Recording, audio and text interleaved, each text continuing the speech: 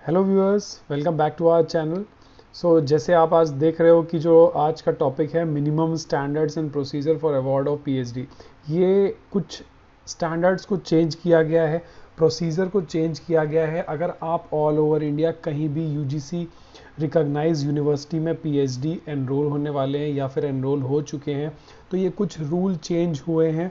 तो अभी ये जो रूल है, यूजीसी ने एक ड्राफ्ट निकाला है रेगुलेशन 2022 का। उसके ऊपर कुछ पॉइंट पुराने ही हैं मैक्सिमम और कुछ चेंज हुए हैं। उन चेंज के बारे में आज डिस्कस करेंगे क्योंकि उसको जानना बहुत ज़रूरी है। बिकॉज अगर आप एडमिशन लेने वाले हैं तो आपको ये रूल्स थोड़े से पता होंगे। Definitely it will help you कि आप सही जगह पर सही टाइम पे सही चीज़ को करेंगे। तो चलिए मैं आपको इस रूल्स के बारे में अवेयर कराता हूँ बहुत ही जल्दी से। ये है वो ड्राफ्ट रेगुलेशन। अगर आप इस पूरा पीडीएफ को देखना चाहते हैं तो मैं डिस्क्रिप्शन में लिंक डाल दूंगा। यूजीसी की वेबसाइट पे है ये रेगुलेशंस। अभी ये ड्राफ्ट में है बट आप मान के चलिए कि इसमें कुछ भी चेंज नहीं होगा। इनपुट्स लिए जाते हैं, जो यूजीसी की फैकल्टीज़ हैं, स्टाफ हैं, जो लोग इसमें इन्वॉल्व हैं, उनसे इनपुट्स लिया जाता है और उसके ऊपर मिनिस्ट्री ऑफ एजुकेशन इस चीज़ को चेंज करती है। देखिए, जो पुराने रेगुलेशंस थे और जो नए थे उसमें क्या डिफरेंस है, बस मैं आपको ये डिटेल में बताता हूँ। तो बात करते हैं हम सबसे पहले, सबसे इंपॉर्टेंट चीज़ जो है eligibility criteria for admission to the PhD programme. Eligibility criteria somewhat same है। जैसे कि अगर आपने कोई मास्टर्स प्रोग्राम, ऐसा मास्टर्स प्रोग्राम किया है जो कि 1 साल का है, 2 सेमेस्टर का है, ठीक है, after 4 years of under graduate, उससे पहले आपने 4 साल का प्रोग्राम करना चाहिए। तब आपने अगर कोई मास्टर्स प्रोग्राम 1 साल का किया है जिसमें 2 सेमेस्टर हैं, then you are eligible with minimum 50% of marks.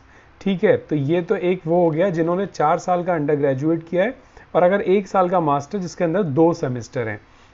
Second point जो है, अगर आपने 2 साल का मास्टर्स किया है 4 सेमेस्टर का और बाकी कंडीशन सेम है, आपका मिनिमम सीजीपीए जो होना चाहिए वो 7.5 out of 10, then you are eligible. ये समवट कंडीशंस पुरानी वाली हैं।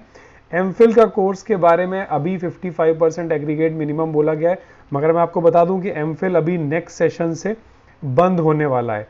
एमफिल ये चीज़ में नहीं रहेगा। जो लोग अभी कर रहे हैं, there is nothing to worry, but next session से शायद एमफिल यूजीसी बंद कर देगा।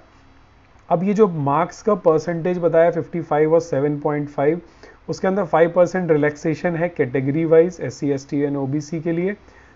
इसमें मैं ज़्यादा बात नहीं करता हूँ। ड्यूरेशन ऑफ प्रोग्राम, देखिए पीएचडी का मिनिमम ड्यूरेशन ऑफ प्रोग्राम जो करा है वो अभी minimum duration of 2 years excluding course work and a maximum of 6 years। 6 year पहले भी था। 6 साल के बाद अगर प्रोग्राम एक्सीड होता है तो इट्स वेरी डिफिकल्ट, बिकॉज जो आपका PI होता है, जो आपका सुपरवाइजर होता है, उसको यूनिवर्सिटी के VC के पास जाके एक जेन्युइन रीज़न देना पड़ता है कि इससे ऊपर क्यों जा रहा है कोर्स। करेक्ट। तो मिनिमम ड्यूरेशन 2 year है और मैक्सिमम 6। ये ऑलमोस्ट वही है। इसके बारे में मैं ज़्यादा डिटेल में नहीं बताऊंगा क्योंकि ये सारे पॉइंट्स वही हैं। ठीक है। प्रोसीजर ऑफ एडमिशन, देखिए यहाँ पर एक इंपॉर्टेंट चीज़ है कि एडमिशन के प्रोसीजर में पहले ये होता था कि सिर्फ ज़्यादातर प्रेफरेंस मिलता था जो नेट JRF हैं, UGC JRF हैं, CSIR JRF हैं, वो आराम से आ जाते थे और यूनिवर्सिटी का जो टेस्ट देते थे वो क्वालिफाई भी करते थे, बट स्टिल उनको प्रेफरेंस इसीलिए नहीं मिलता था बिकॉज उनके पास कोई फेलोशिप नहीं थी। फेलोशिप होना हर सुपरवाइज़र मानता है ज़रूरी है और ज़रूरी है भी, करेक्ट। बट एक जो रूल इन्होंने बहुत अच्छा किया है जिसके बेस पे you will be quite happy, वो ये पॉइंट है 4.4.4 जो एडमिशन के अंदर ही है कि अगर कोई नेट JRF UGC JRF है और आपके डिपार्टमेंट में सपोज 10 सीट है पीएचडी की, तो आपको 6 सीट लेनी है नेट JRF वालों की, मतलब 60% उन्होंने फिक्स कर दिया। जो 40% सीट है वो आपके जो कॉमन एंट्रेंस, जैसे BHU के अंदर रेट हो रहा है, एग्ज़ाम हुआ, ऐसे ही JNU हो गई, बाकी सारी यूनिवर्सिटीज़ अपना एग्ज़ाम कंडक्ट कराती हैं। बट एग्ज़ाम कंडक्ट कराने के बाद होता क्या है, जो डायरेक्ट फेलोशिप्स वाले हैं उन्हीं को प्रेफरेंस मिलता है और वही लोग सारा सीट ऑक्यूपाई करते हैं।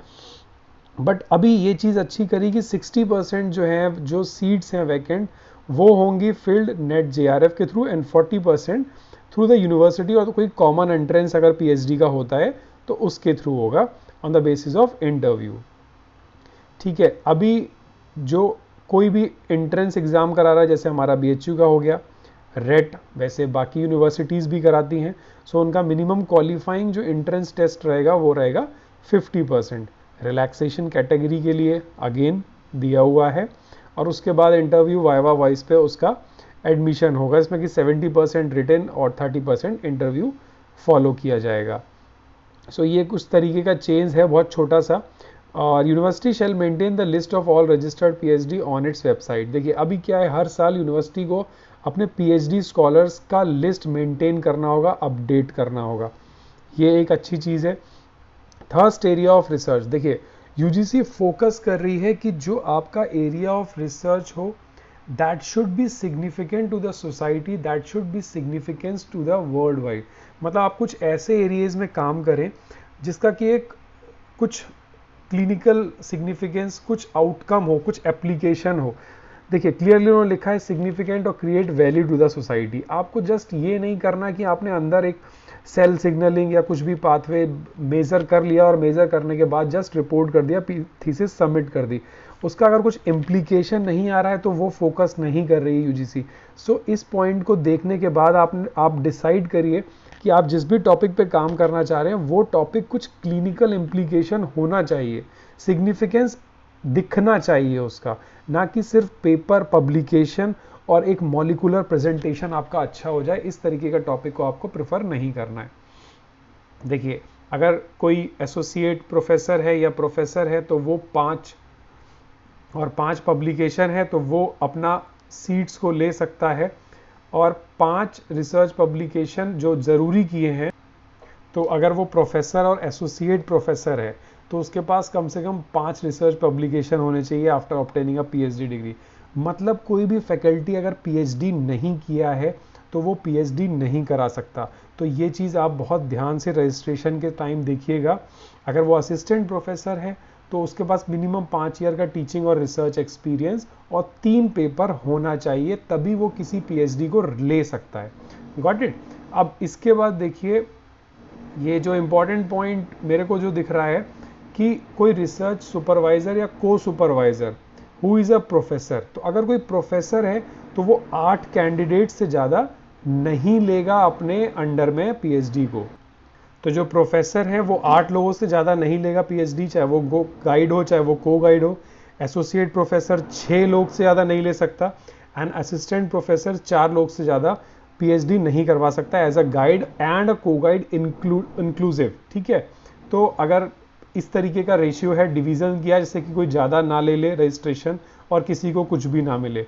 ठीक है, इसके बाद जो चेंजेस ऐसा कोर्स वर्क का है, कोर्स वर्क का पहले भी था, ये बहुत इंपॉर्टेंट है। बिना कोर्स वर्क क्वालिफाई किए आपका PhD सबमिशन क्या, आप आगे कोई भी प्रोग्रेस रिपोर्ट सबमिट नहीं कर पाएंगे। तो कोर्स वर्क के क्रेडिट बहुत इंपॉर्टेंट है। 2 कोर्स वर्क होंगे और दोनों में आपको क्वालिफाई होना बहुत ज़रूरी है। 12 credit minimum with a maximum of 16 credit. So ये इसके टॉपिक्स अलग अलग हैं। रिसर्च मेथोडोलॉजी वो आपकी यूनिवर्सिटीज़ में क्लासेस होंगे, एग्ज़ाम होंगे, वो क्लियर करना बहुत ज़रूरी है। तो कोर्स वर्क के बारे में आपको पहले भी पता था और अभी भी ऐसा कोई मॉडिफिकेशन नहीं है, वही चीज़ चल रही है। PhD scholar has to obtain a minimum 50% of mark. आप सोचिए कि PhD भी एक डिग्री है, उसमें भी आपको मार्क्स चाहिए। अगर आप 55% मार्क्स नहीं ला पा रहे हैं सो इट्स वेरी डिफ़िकल्ट कि आपका स्केलिंग सिस्टम अच्छा बने और आपको कोर्स वर्क में पास होने के बाद डिग्री सबमिशन के लिए एलिजिबल हो। ठीक है, रिसर्च एडवाइजरी कमेटी है, उसके क्या फंक्शंस हैं इन्होंने बताए हैं, ये ऑलरेडी उसमें थे, कुछ बहुत मॉडिफिकेशन नहीं है। थीसिस अभी प्लेगरिज्म सॉफ्टवेयर से चेक होगी, सो बी केयरफुल, कहीं से कॉपी पेस्ट करने की कोशिश मत कीजिए। लिटरेचर रिव्यू एंड ऑल, तो ये सब प्लेगरिज्म सॉफ्टवेयर की रिपोर्ट जाती है, बहुत मॉडिफिकेशन हो चुका है। ठीक है, सबमिशन के लिए जब थीसिस सबमिशन होगा तो एटलीस्ट 2 एक्सटर्नल एग्जामिनर होंगे जो आपका सुपरवाइजर यूनिवर्सिटी के थ्रू भेजेगा, and out of 2 external examiner 1 must be from out of the state. आप अपने स्टेट में नहीं भेज सकते इन विच द इंस्टीट्यूट, जैसे अगर ये BHU बनारस में है तो मैं उत्तर प्रदेश के अंदर थीसिस को नहीं भेज सकता, एटलीस्ट एक thesis out of the state जाएगी। Got it. तो ऐसा इसके बाद कोई इंपॉर्टेंट पॉइंट नहीं है, सारे वही हैं।